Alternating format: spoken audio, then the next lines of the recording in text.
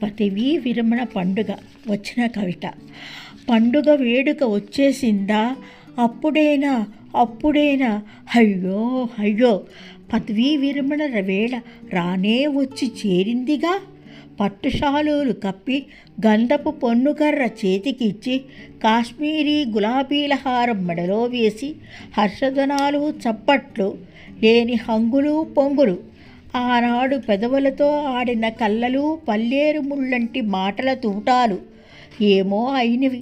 ఈ పండుగ నాడు చెప్పలేని అలవకాని పొగడ్తలు దీవెనలుగా మారాయి. గుండెల్లో గుబులు, కళ్ళల్లో నీటి కుళాయిలు. సంబరాల 1వ తారీఖు ఇక రానని మొండికేస్తుంది.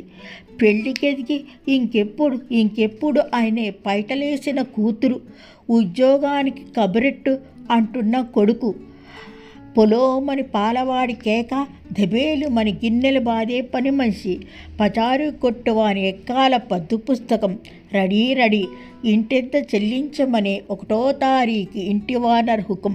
ఇకపై చొక్కా జేబులో చిల్లర, ప్యాంటు జేబులో చిల్లులు, చేతి సంచులో మన్ను మశానం. ఒంట్లో శక్తి ఉందిగా, అప్పుడేనా ఈ పదవీ విరమణ? ఎక్కడిది సాంప్రదాయం?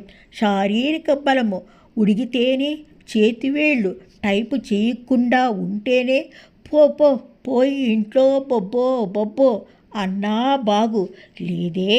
శరీర అంగాలు పనిచేస్తున్న వయసు 58కి వచ్చిందని తరిమేస్తున్నారే. తడబాటు లేని లిఖించే వేళ్ళు, టకటకమని మోగించే కంప్యూటర్.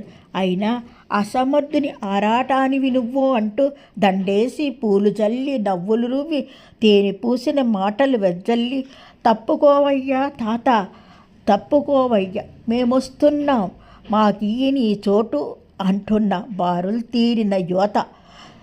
బాబుల్లారా, పాపల్లారా, ఇహలోకంలో నా పనులు పూర్తి కాలేదు నాయనల్లారా.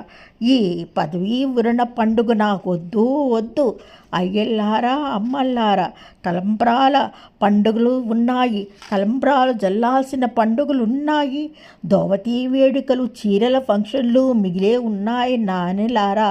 పట్టు శాలువాలు వద్దు తండ్రి, గులాబీ దండలు తెంపండి, బంతిపూల తోరణాలు వద్దు, కర్రపోటు వేసుకుంటూ పొమ్మని అంటున్నారే.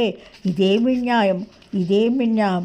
నాకీ వద్దు పదవీ విరమణ పండుగ, అసలే వద్దు ఈ పదవీ విరమణ పండుగ ఉత్సవం.